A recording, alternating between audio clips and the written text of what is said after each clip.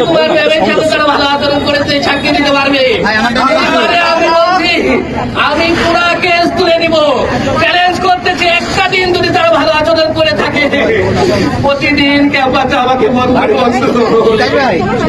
প্রত্যেকে আমার সাথে এত খারাপ আমি তো শিক্ষক না আমার সাথে পিয়ন থেকে শুরু করে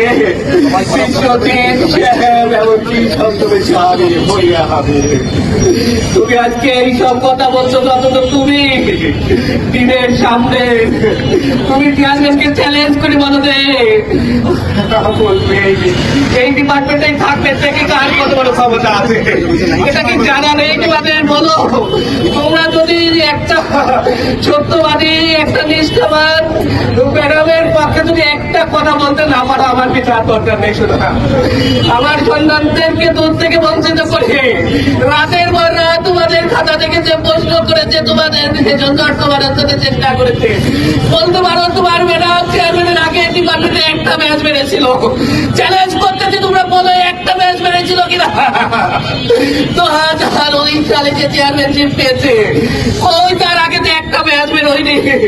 তখন কার প্রথম ম্যাচ তারা তো করতে আসছিল। তোমার ম্যাডাম রাতের পর রাহার চেষ্টা করে তাদেরকে পার করেছে।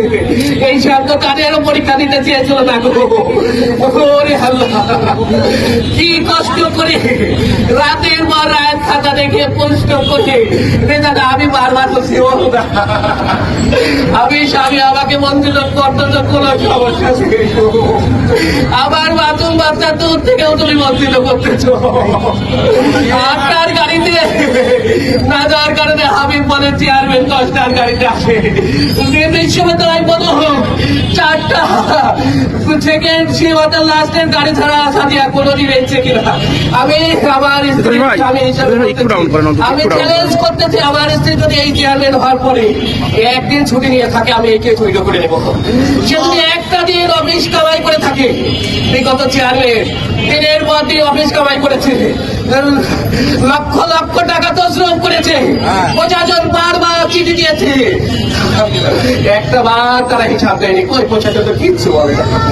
বিশ্বজিতের মতো একজন অফিস কর্মকর্তা সাদিয়াকে বলে আমরা যেভাবে বলবো সেভাবে সিগনেচার করবে।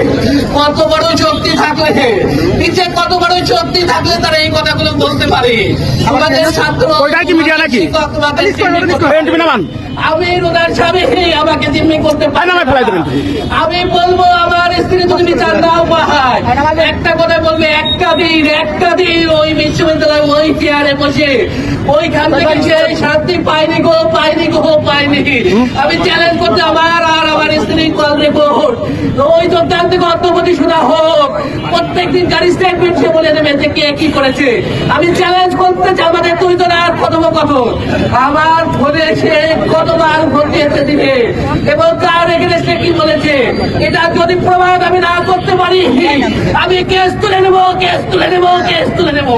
আমি তো বলেছিলাম আমার স্ত্রীকে পোস্টমর্টম করো না, আমি কাউকে দোষী করবো না, আমার স্ত্রীকে তুমি রক্ষা করো ওগো রক্ষা করো। রোজার দিনে তোমরা বলতে পারো মাহমুদ আজকে কোথায়? মাহমুদকে বলছে ওর ম্যাডাম মাহমুদ আমি ইফতারেতে যাবো না শুধু তোমরা করে দিও। ওরে শুধু মাহমুদকে বাপ বলে ডাকতো